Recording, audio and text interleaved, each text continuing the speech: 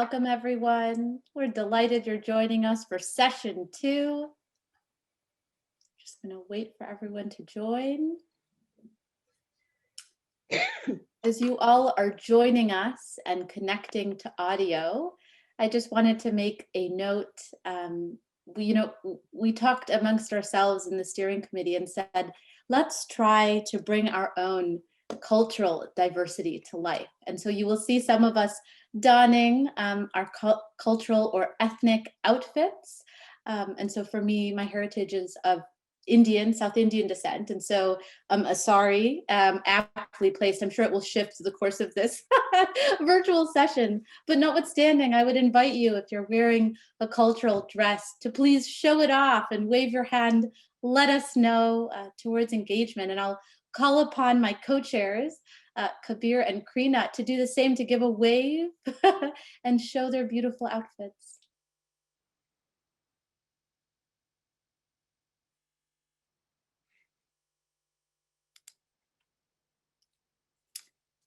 If you would also in the chat, we really want an active chat. If you joined us for session 1, you saw that activity. It's just a flurry of momentum. Really thanks to each of you and to our keynotes our keynotes you'll hear from shortly. So please pause it into the chat where you're from as well. Let us get to know each other during these next 90 minutes. It is my distinct pleasure to welcome you all on behalf of R.E.A.L's steering committee and its co-chairs. I am joined by Kabir Dugal and Krina Baltag. My name is R.E.A.L Rangachari, and we are here for the R.E.A.L launch session 2. We're going to start a conversation today that will take us into the contours of diversity, intersectionality, and racial equality. We're gathering at an important time as pandemic, insurrection, and devastation have hit our global communities. And although in virtual or remote, community takes on new meaning in these times. Alicia Garcia, a Black Lives Matter founder, captures the sentiment aptly in a new book recently launched, talking about the purpose of power, and it is titled, How We Come Together When We Fall Apart. Each of us contributes and defines our international law community, adding contour, color, and panache, indeed demonstrated through our outfits as well. And each of us has a role to play within the R.E.A.L movement, racial equality for arbitration lawyers. Today marks an auspicious day in US history, Martin Luther King Jr. Day. He was an activist and a minister, and he spoke about access and advocacy. Both are key tenets of the R.E.A.L movement. Advocacy to build awareness, to discuss the lack of diversity in our field and transform. It is advocacy as social reorganization. And as well, access to open the arbitration club, open the doors to more practitioners, to their intellect and to their voices. Martin Luther King Jr. was a private citizen who made a global impact. With one voice, he united many. He made us listen to the question he asked. Conscience asks, is it right? And there comes a time when one must take a position that is neither safe, nor political, nor popular, but one must take it because it is right. At a later oration, he affirms, I believe that unarmed truth and unconditional love will have the final word in reality. Inspired by his actions and his legacy, we look to build dialogue and process-oriented action. To talk the talk and walk the walk within international law generally and international arbitration specifically. In a short amount of time, through your energy and your enthusiasm, R.E.A.L built a strong foundation upon the shoulders of you, our members and allies, upon the shoulders of you, our ambassadors, and you, our steering committee. And last but not least, upon many, many shoulders represented through our partner organizations. We count now over 70 arbitral institutions and organizations, your organizations, as real friends. These details are momentous. An inauguration is a beginning.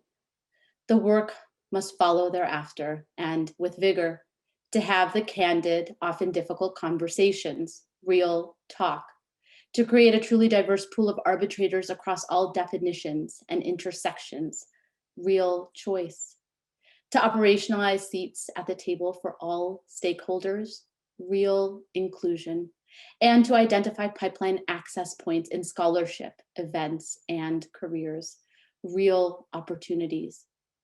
I'm thrilled to share with you 3 examples of how we begin walking the walk at R.E.A.L.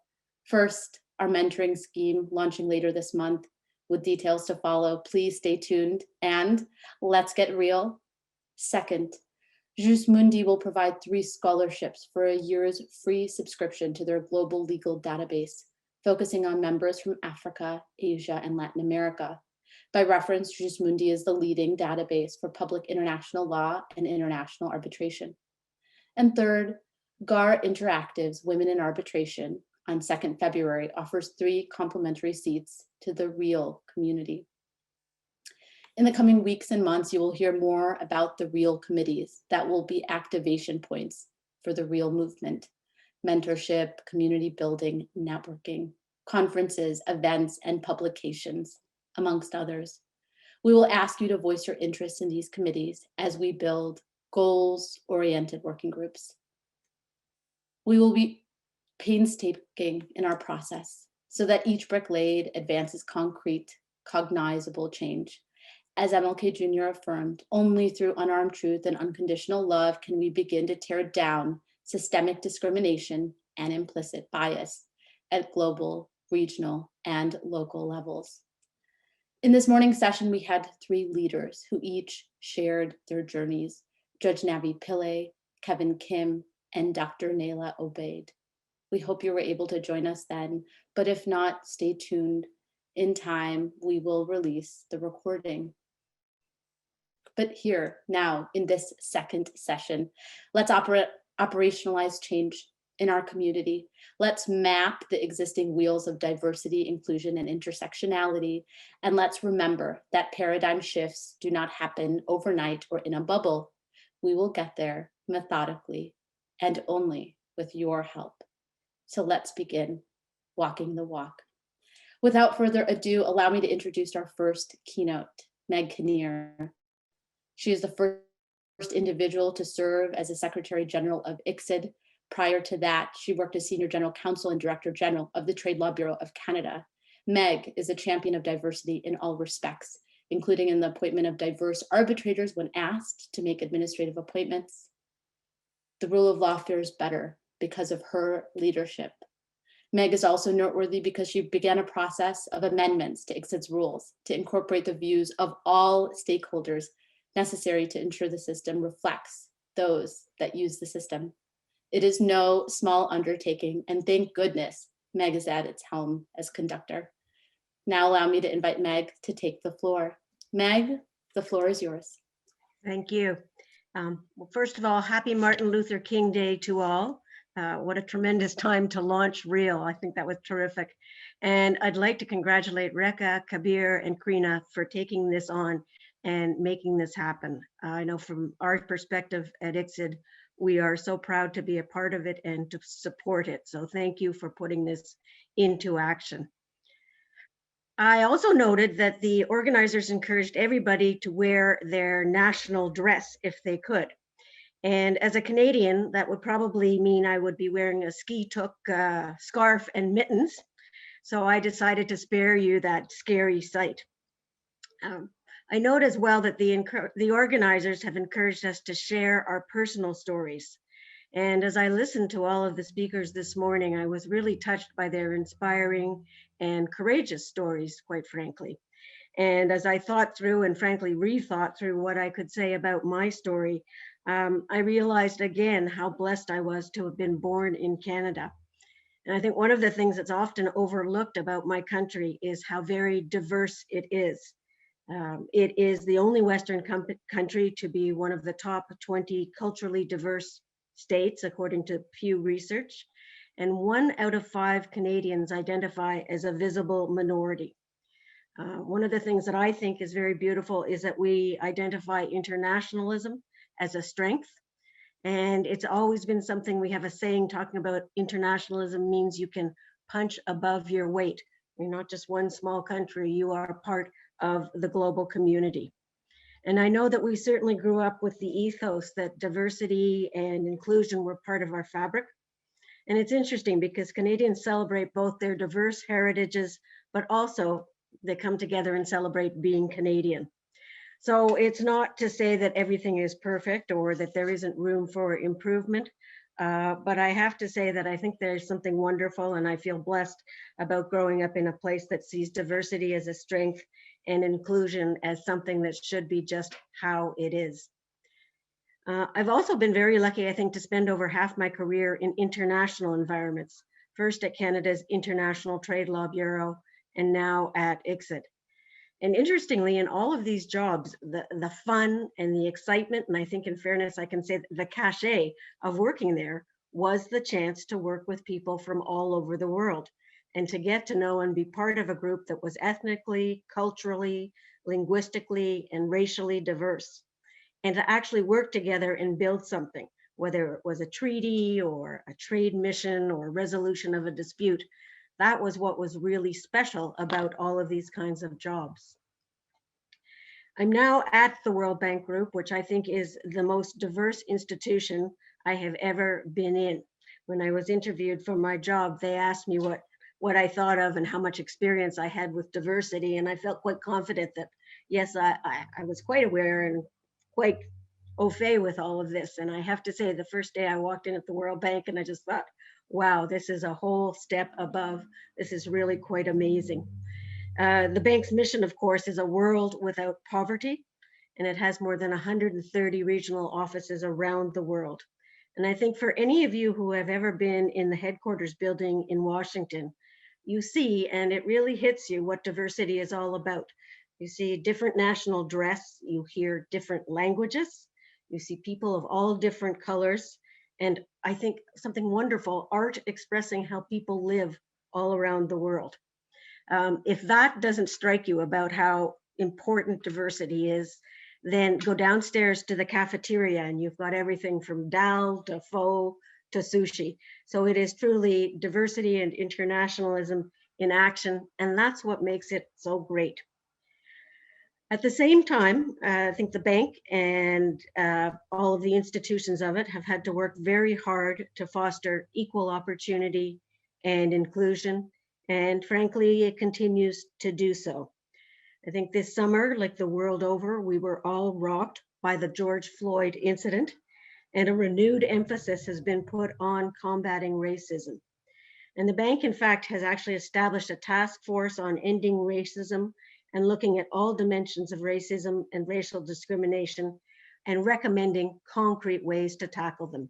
And what's been really interesting is the engagement of literally everybody in the World Bank, but also the real commitment by everybody from top to bottom to doing concrete things and taking real action that makes a real difference.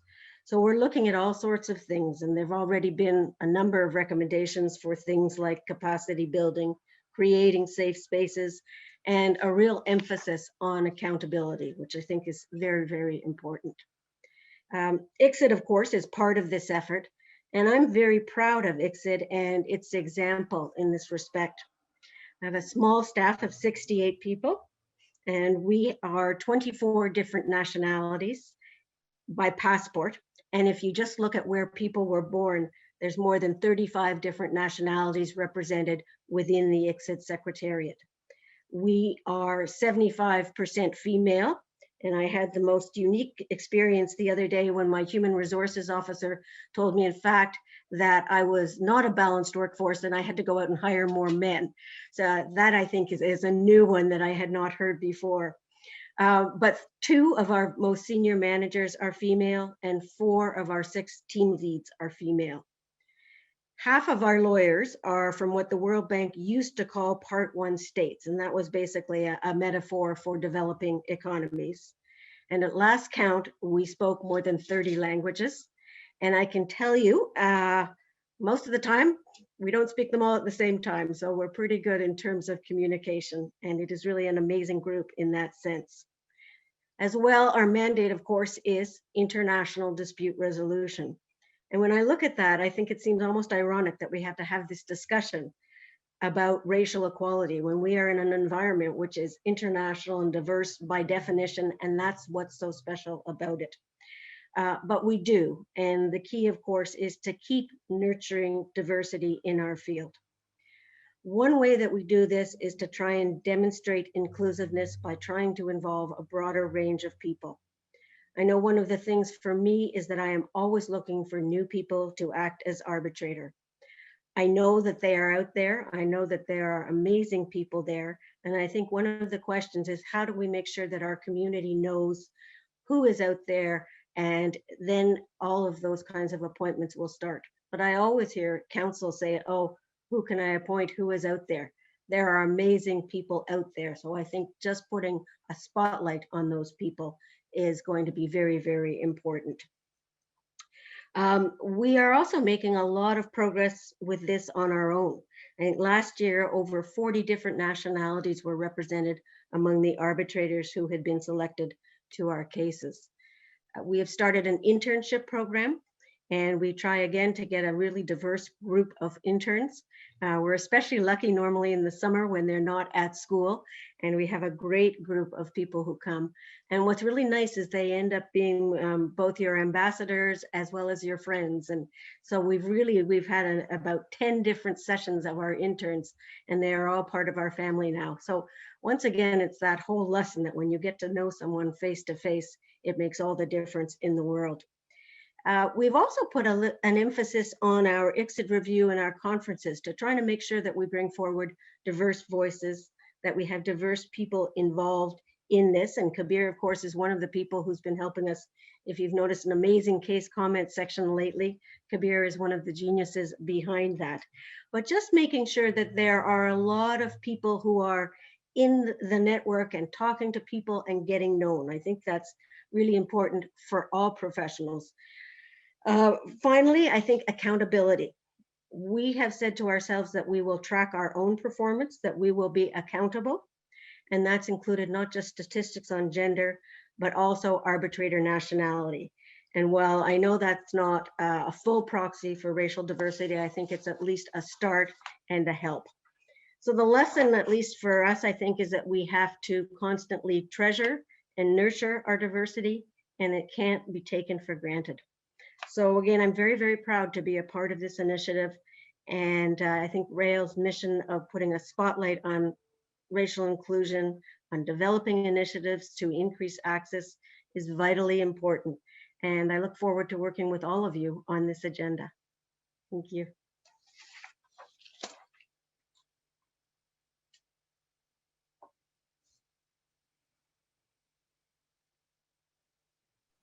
Thank you very much, Meg, and hello to everybody. I'm Krina Baltag, and I'm one of the co-chairs of R.E.A.L. And it's very difficult to follow Meg's words, truly inspiring. We are all connected, and to a great extent, our careers are modeled by you in particular, Meg, and we want to develop exactly what you said, that there are amazing people out there. It's just a matter of putting them into spotlight. Thank you very much for your support. Thank you very much for ICSID support and young ICSID support. This is very important, and this is joining all our R.E.A.L partners, ambassadors, as well as our members. Don't forget that the membership is for free. And also our R.E.A.L secretaries for a tremendous help, and in particular putting a spotlight now, Mohammed Sassem, who is one of our secretaries and managing our session today, the second session and the first one as well. I have the pleasure of introducing our second keynote today, Professor Emilia Onyema. And Professor Emilia Onyema is a professor in international commercial law at SOAS London, University of London, and a fellow of the Chartered Institute of Arbitrators. a previous alternate tribunal secretary of the Commonwealth Secretariat Arbitral Tribunal in London. But most importantly, I want to tell you why Professor Emilio Oniema is so important to me. In 2005, 2006, Professor Emilio Oniema was the research fellow at the School of International Arbitration at Queen Mary University of London. And in 2007, I had the privilege of walking in her shoes as the second research fellow at School of International Arbitration, Queen Mary University of London. And personally, I'm truly grateful for everything she built on. As we all know, we all use the surveys of the Queen Mary University of London. So Professor Emilio Oniema was the first one, together with Professor Lucas Mistelis, to put together that first survey.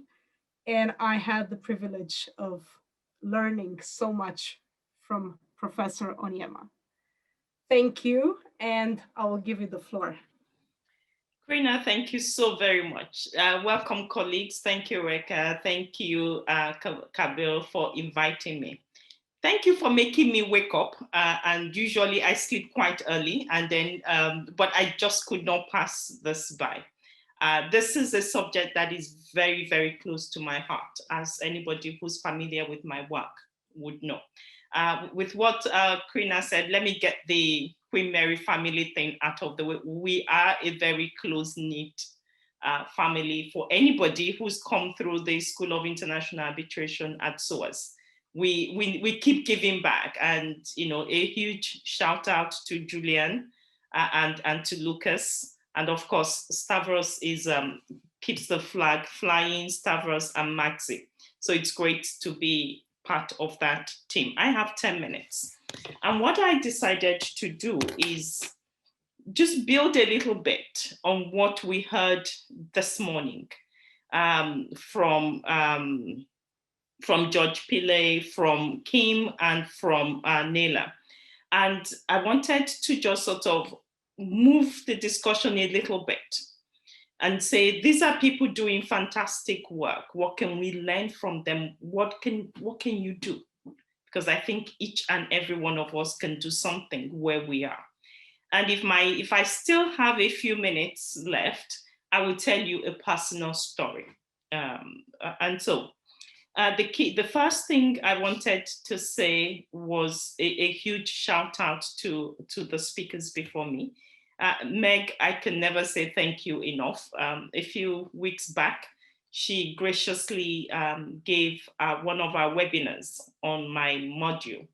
And my students were beside themselves that they invited her. We didn't have anything to do with it. They invited her and she said yes. And everybody in SOAS were like, Meg is coming to SOAS, Meg is coming to SOAS, Meg is coming to SOAS. And we're also very excited. That is what she can do in her own space for my students. And that would increase their interest in international investment law, in international investment disputes, would help them to propel them. They heard her speak and they realized she's a human being. She's exciting to listen to. She's interesting. This is real. It's material. We can feel it. We can touch it. So it is achievable.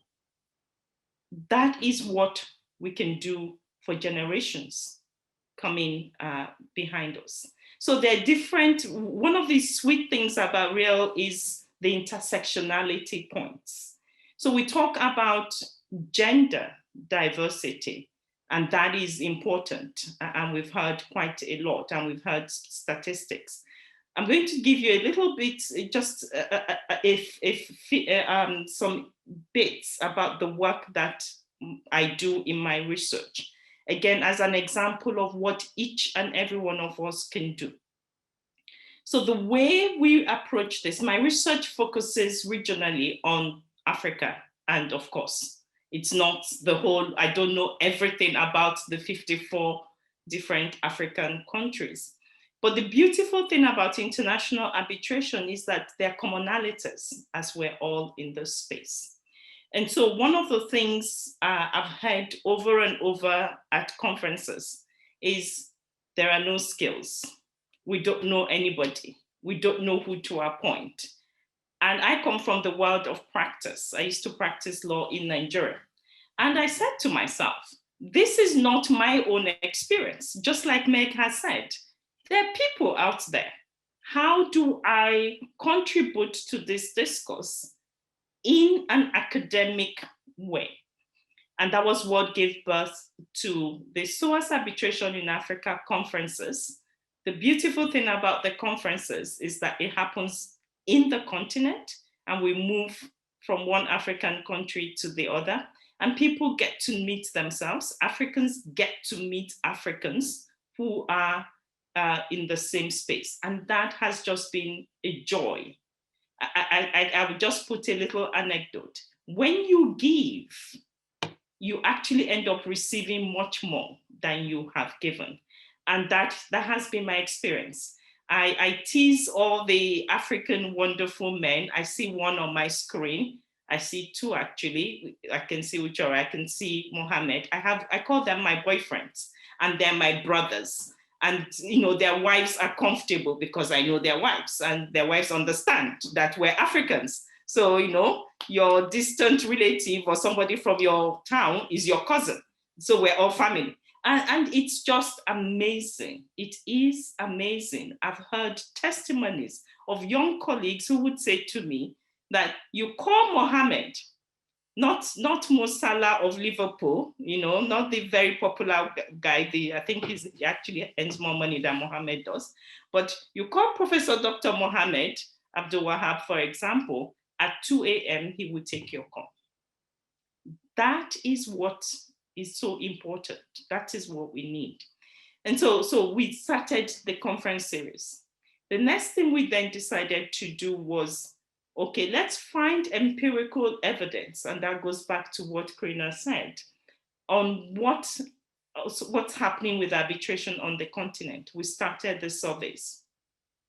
And then, I'm part of the R.E.A.L pledge. We said, okay, let's design. And part of that idea, we had been thinking about it.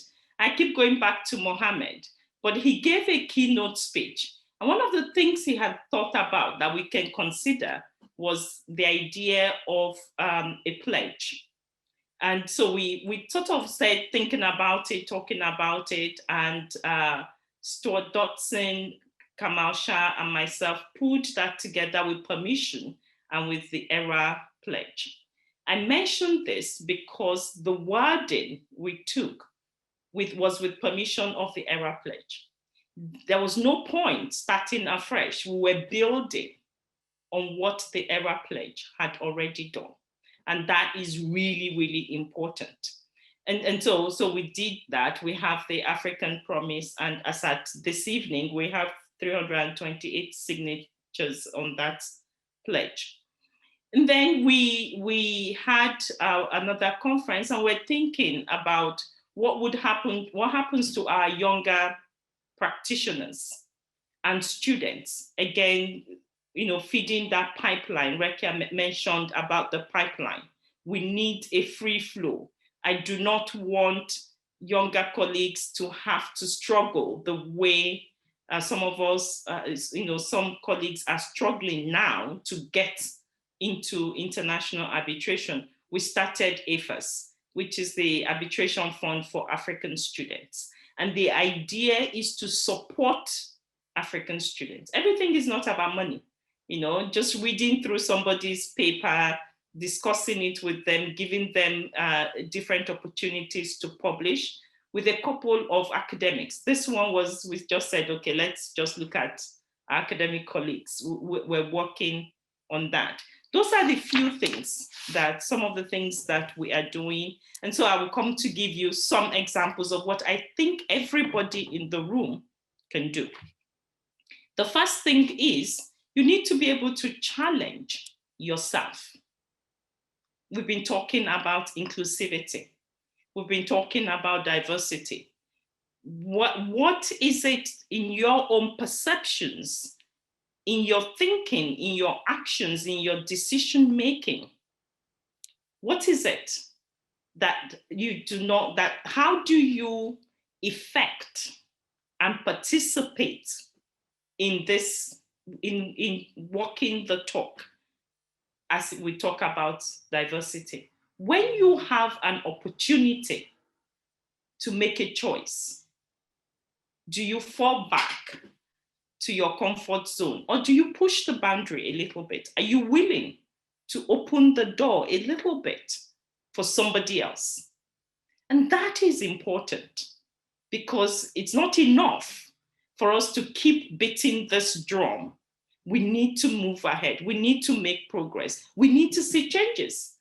And what I said luckily I moderated Meg's webinar. I said, she is one of those. And anybody who knows me knows I don't deal in flattery.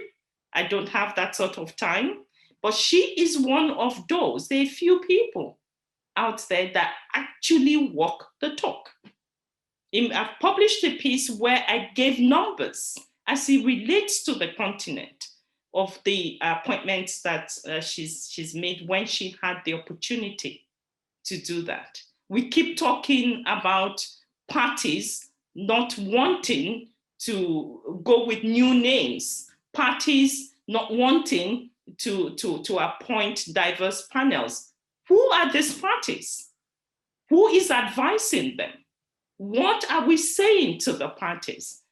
Can you be bold enough to say to a party, if you're not willing to consider this, I'm sorry, but I will not act for you. It will cost you money. When you challenge systems and you challenge structures, there is a cost to it. If you're not willing to bear the cost, then we just keep talking. We just keep going around in circles. And in 10 years' time, we will still continue to roll out the same statistics. And so it is massively important that you start with yourself. You challenge yourself. This morning, Kim talked about the choices he had to make, whether to share the knowledge that he had. And he had the way he thought about his grandchildren and what he wanted to say to them and how history would judge it. And he decided to share. He's benefited from that sharing. And so that's the question, what are you willing to share? And everybody can share. But for those of us who are privileged, are you willing to share in your space? And that is a major important question that we do need to think about. We have to challenge the system. If we didn't push, we wouldn't have the females in the room today. This morning, we had fantastic stories. If a woman can ask, do I even have human rights? Can I protect my own child? Is there anything like that? Then clearly we need to continue to challenge the system. You don't challenge, we don't get changes. And there's a cost, as I have said, and we have to be willing to bear that cost. Finally, I want to say that we need to be inclusive in all that we do. So yes, racism is on the high space, gender diversity and all of that. But from our own research, one of our surveys, the 2018 survey, showed that in domestic arbitrations in different African countries, they still have a little clique, a few people who dominate the market. Are you willing to share? And if you don't get anything out of all your time that you've spent with us today, go away and make a promise to yourself, not to me, but to yourself, that I am going to share.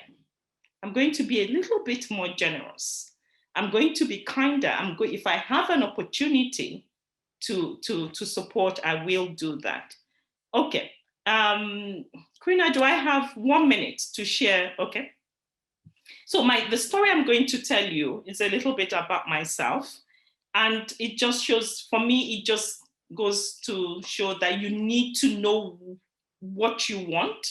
There are two sides to the coin. So if I want to get appointed and all of that, we know I need to do this, do that, blah, blah, blah, and all of that. And appointers need to do this. But you have to be true to yourself and figure out what it is you actually want to do. What is it that makes you happy? So as you all know, I work at SOAS, the school. We're still trying to figure out whether we want the R.E.A.L or we want to drop it, or we want to come out of, if anybody knows the history of SOAS, it was meant to supply Empire 1.0. But it looks like we're heading back to Empire 2.0. I don't know if the Chinese would allow us. But anyway, so if anybody knows anything about SOAS, that's where I work. And at the beginning of 2020, I was asked to apply for a position in university administration as a pro vice chancellor education. It was interesting because I said to them, I'm not interested in university administration. But again, SOAS is one of those places where we had our director, our vice chancellor was female. We had loads of females at the top. And it was like, try it, you might just like it. But I knew, because, I've made so much investments in arbitration, and I haven't even started reaping all the benefits yet. I wasn't ready to let go. But I said, why not? I'll try it. And I did it. I've done it for a year. I finished that contract in January, end of this month. And I was at that level, but I knew that wasn't what I wanted to do.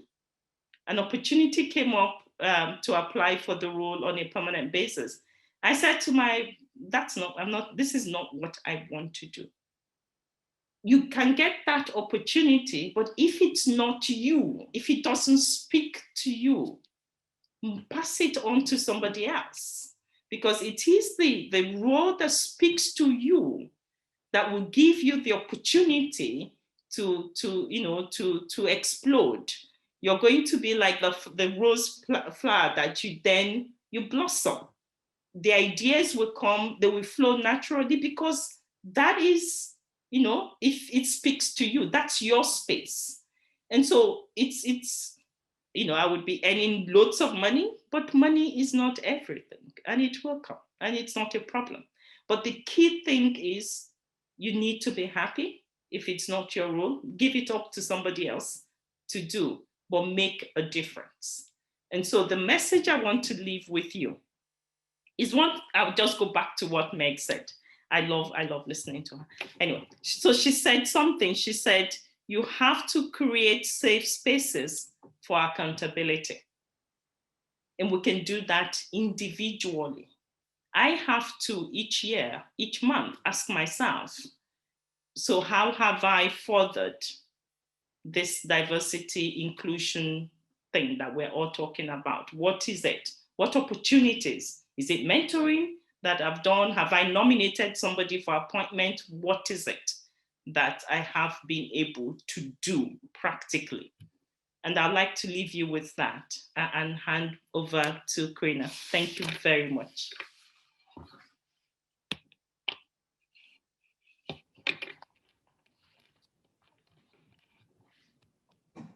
Okay, fantastic. May I invite everyone just to give a virtual clap to Professor Emilia Onyema. That was so beautiful, so inspiring. Thank you for all the amazing things you have been doing for years before diversity has sort of entered into our public consciousness as something to think about. So really from the bottom of our hearts, we really, really want to thank you. If I may also add, it is my personal goal now to earn the right to be called your brother and your boyfriend at some stage in the future. That is my goal now. Welcome, everyone. I'm Kabir Dagal. I'm one of the co-chairs of R.E.A.L. And on behalf of our steering committee, please allow me to welcome all of you to R.E.A.L. Thank you for joining us.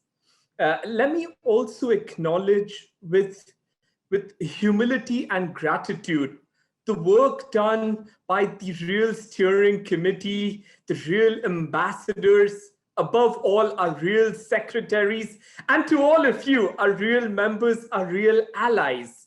You know, we want this to be a welcoming, safe space where everybody can come, can feel welcome, and we can have these difficult conversations.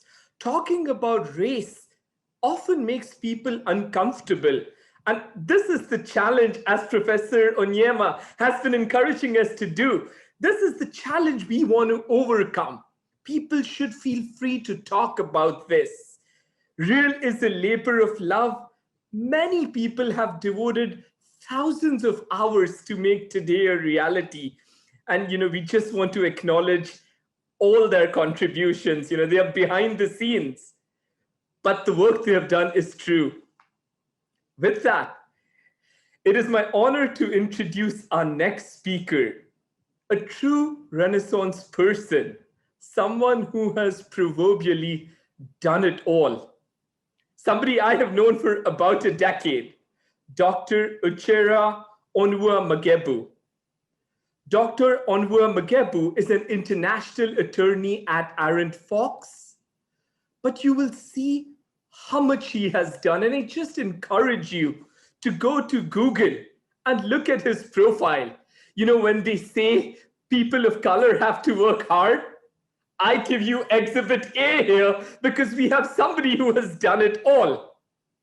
He was a senior counsel at World Bank's ICSID for almost a decade.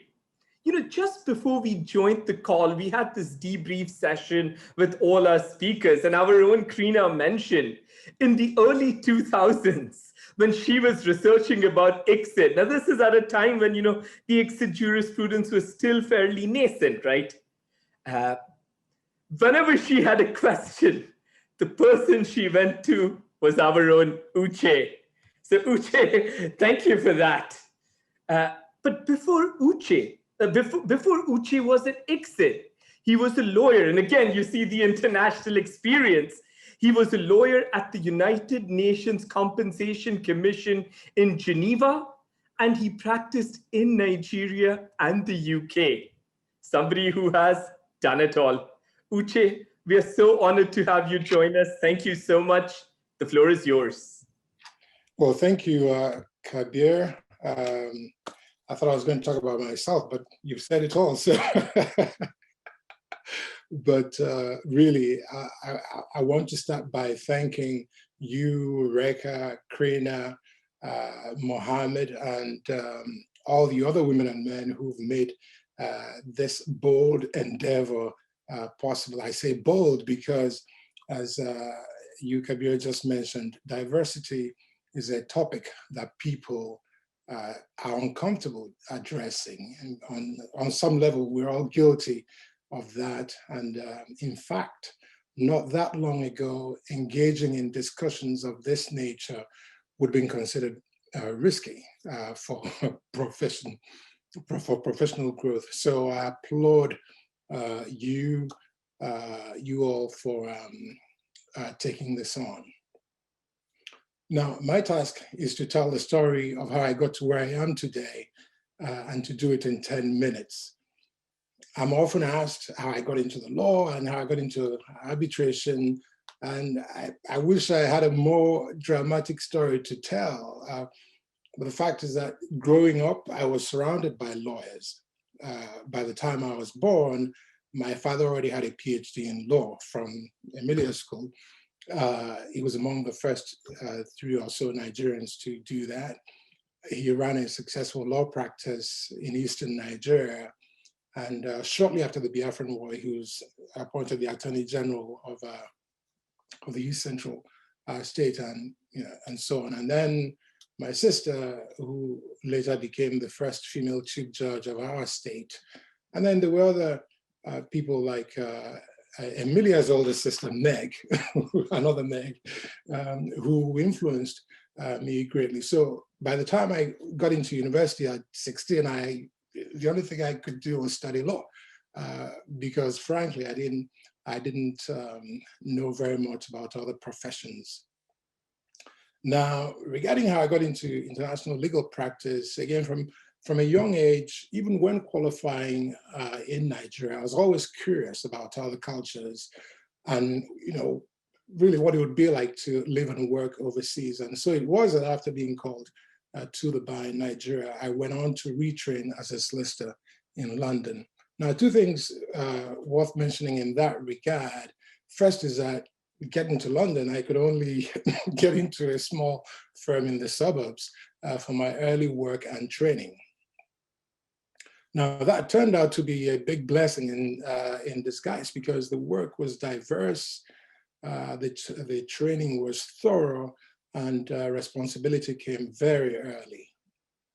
Now, the second point to highlight is that after qualifying as a solicitor, again, with none of the big fancy firms interested in hiring us, a friend and I set up what will today be described as a boutique practice smack in the heart of London. For those who know London, just a few minutes walk from Oxford Circus. Now, this was a bold and gutsy move by two young Nigerians, both under 30, and most of our work came from London's immigrant community, many of whom I just simply appreciated the audacity of what we were doing. And it was quite an adventure, but still not the international thing I had imagined when I left Nigeria. So when the opportunity came along to join the UNCC in Geneva, I didn't hesitate. I just went for it. So the UNCC was my introduction to the field of international dispute resolution, and a very welcoming one, I must say. The program is one of the most successful claims programs in history. And by the time it was concluded in record time, compensation of about $52 billion was awarded. The work was truly fascinating, as were the people who worked there.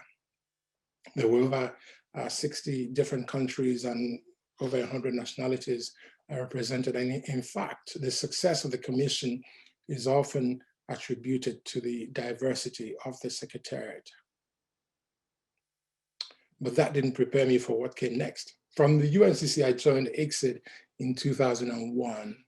I will forever be indebted to the late Professor David Caron and Antonio Parra for giving me that opportunity to get involved in what turned out to be the most fascinating type of work. However, the field of international arbitration back then was very different in hue from what it is today. And I did not always feel welcome. The same could even be said for my ICSID experience, which unfortunately, at times, was nothing like the ICSID that Meg has now built. Now, I've often said that if Meg had arrived a few months earlier, I would still be at ICSID. Whether or not she would have wanted me around that long is another story. But it was a totally different place at the time. So after 10 years at ICSID, I went back into the private sector, and it has frankly been an exciting journey so far. Now, when I look back over the past 33 years, and aside from my work in arbitration, I've defended petty criminals, advised multinationals, I've advised governments, and worked in international organizations. I've been through the small law firm experience, the large law firm experience. I've lived and worked in Africa, Europe, Middle East, Americas, learned French and Arabic along the way. I've been involved in decisions about the investment of billions of dollars, and I was even once briefly detained by very angry representatives of a local community until they received certain payment from my client, which you can call a ransom. So it sounds all diverse and nice, and I wish I could claim that this is all the result of a careful execution of a well thought out career plan. But the truth is that the steps I took over the years were often because there were little or no other options available. The only thing I could take credit for is that determination to make the best of each situation. But even that determination is probably born out of the experience of surviving the Biafra War as a child. Now, as some of you may know, 2 million people, 2 million civilians died from that war. And most of them were children like me who died of starvation because our territory was blockaded. So, this kind of paints a very general picture of where I'm coming from and how I got here today. And so from that, I would like to just highlight 5 lessons, which I think that's about all I have time for in the 10 minutes I'm given. One of the biggest lessons I've learned in all this is the importance of being open to different approaches and work cultures. I've learned that the fact that someone may do things differently does not mean they're incompetent or lazy. And that the fact that someone has an accent different from ours simply means that they are smart enough to speak different languages.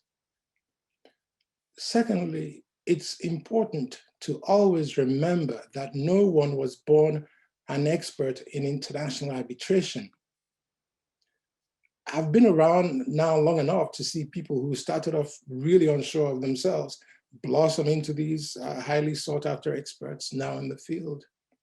The only difference between those people and others is that they were afforded the opportunity to grow.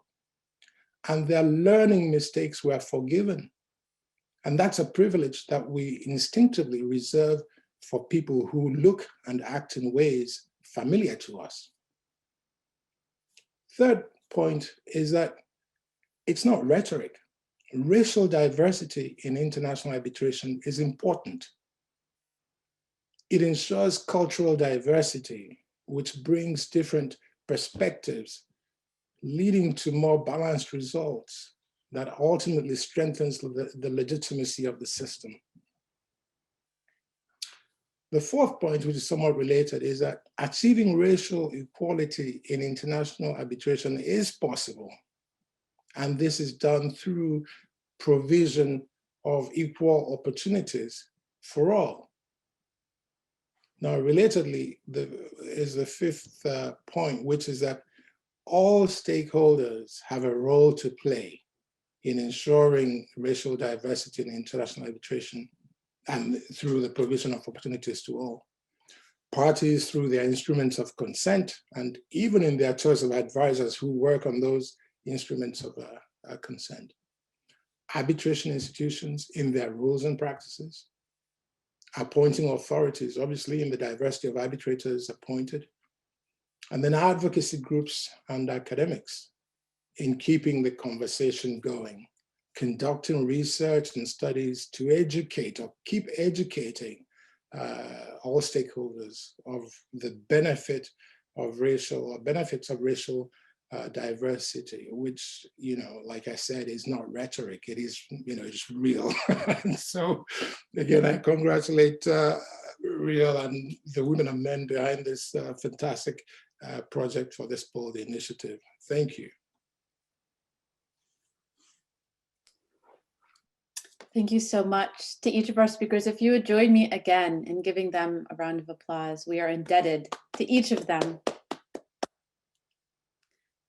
We're going to go now into a polling session. And so with that, I would ask Mohammed, if you don't mind opening the polling. We'll take 1 minute to do this. And while we do it, we'll listen to MLK Jr.'s speech, I Have a Dream. A historic presidential inauguration, we now revisit King's celebrated I Have a Dream speech, delivered on August 28, 1963, on the steps of the Lincoln Memorial. 50 years ago,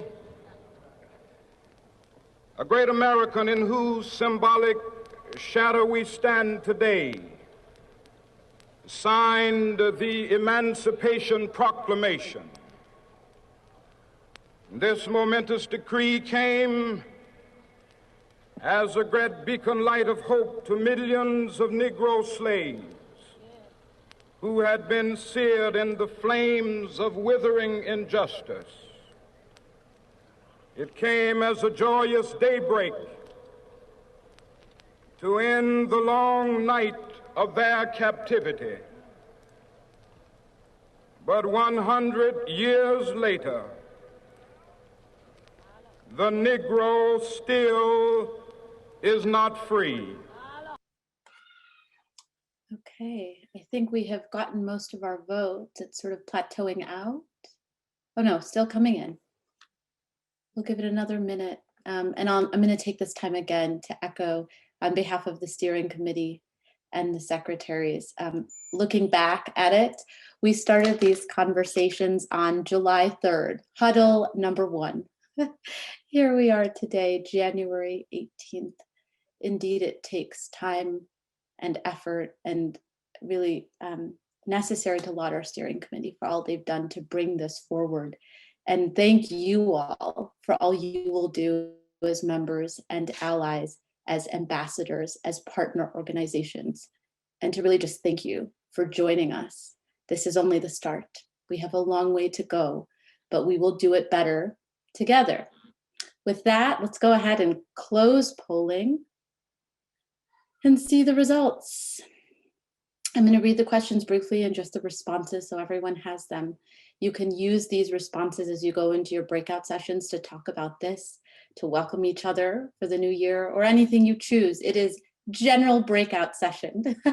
But with that, question number 1, do you speak more than one language at home, or did you while growing up?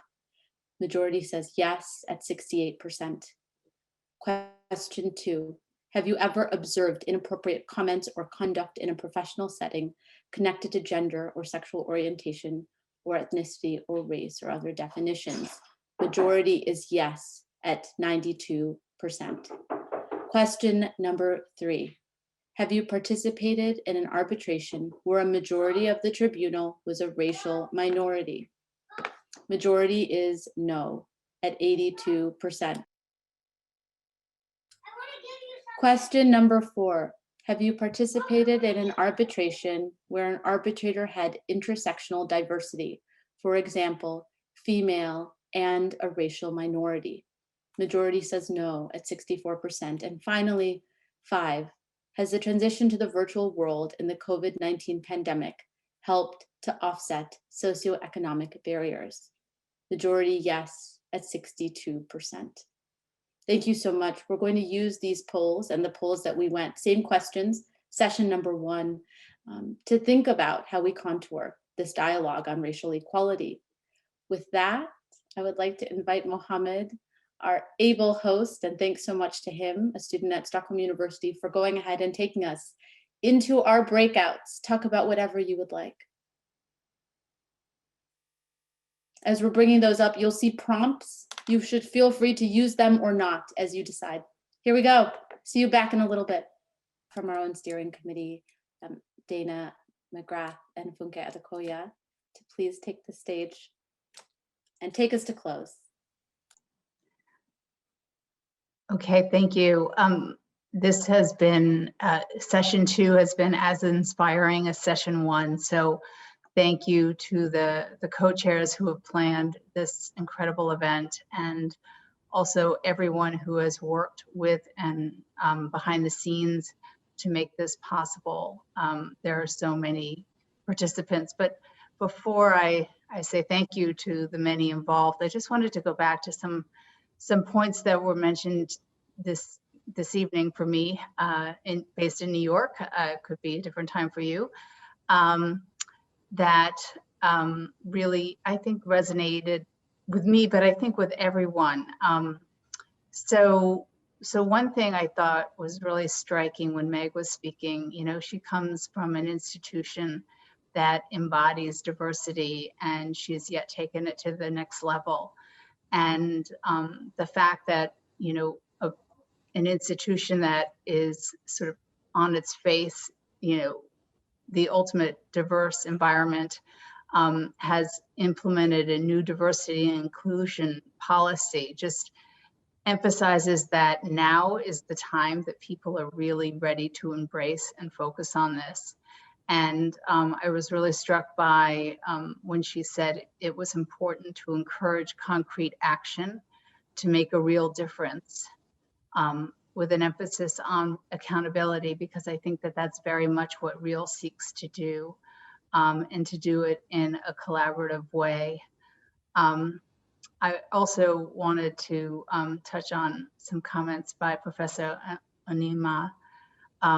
One in particular really struck home for me, and that was the comment that when you give, you actually receive much more than you have given. And I have found that so often in some of the work that I have done through Arbitral Women and the ERA Pledge, and now through R.E.A.L, it is absolutely true that when you give, you receive much more back, and it is very rewarding, enriching, and really makes your life beautiful, and at the same time is helping to make other people's lives meaningful and beautiful and have opportunity. So the more people who adopt that mindset, I think will be the better. And I think everyone who is with us today has that mindset, and that's why that we are all here today and chose to be here today. Also, a comment by Uki I think really resonates with many of us, and that was a comment about R.E.A.L itself, this initiative, and that it's a bold endeavor, and the idea that racial diversity has historically and even today in some respects is a topic that people are uncomfortable discussing, and it was in fact dangerous or risky to do so professionally or politically, but that I think today, and the people who have gathered here today feel that the issue is ripe for discussion and needs to be discussed. The risks need to be taken, if there are risks, to have those discussions and to really take on the challenge of racial diversity. So I'm actually honored and grateful to be amongst all of you and to work with all of you, because I think it's together that we can make a difference.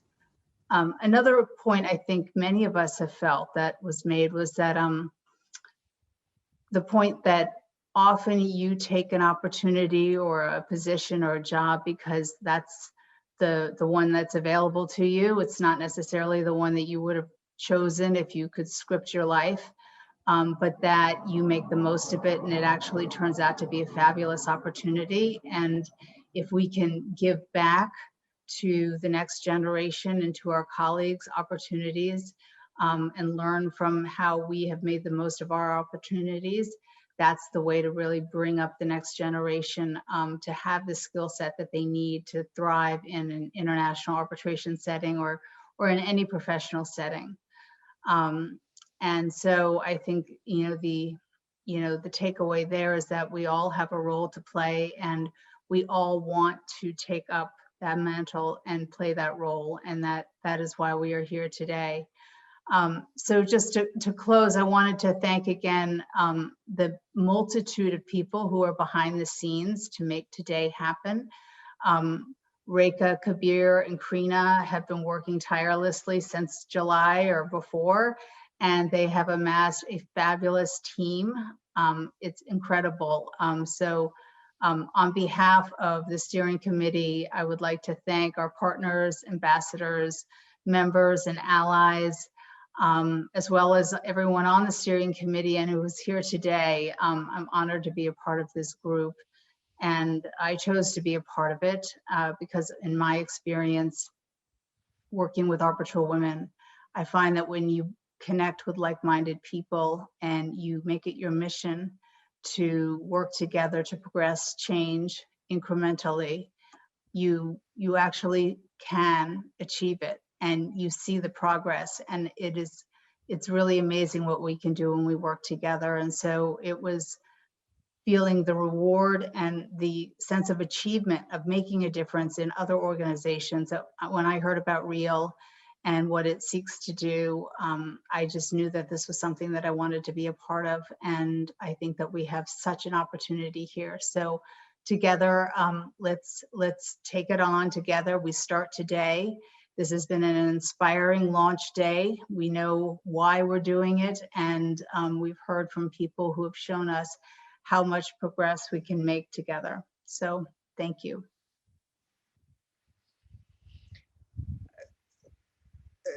Dana, we should have checked our notes, because I also wanted to talk about Emilia's comments, that the more that you give, you get back much more in return. I'd also like to, as I said in my breakout room, I'm a member of the steering committee, but a lot of the heavy lifting was done by Kabir, Karina, and R.E.A.L, and the fantastic team that they have recruited behind the scenes to support R.E.A.L.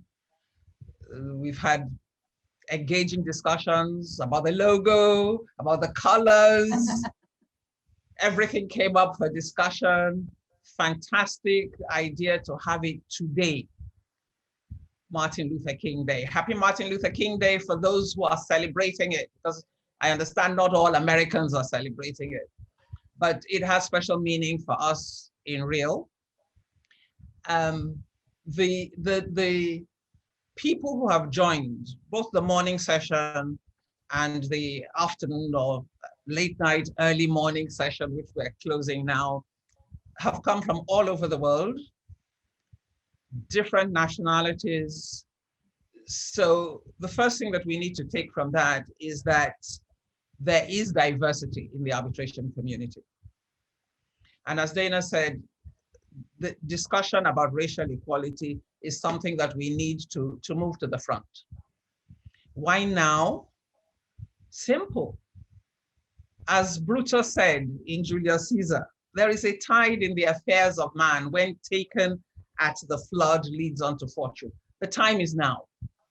So we need to seize the moment and keep that momentum going. And what I'd like to end up with is that the fact that there's so many of us from different parts of the world, all flaunting our national costumes, as many of us as can, flaunting our national costumes to show the diversity. It means that as it is, we acknowledge the diversity in the arbitration space.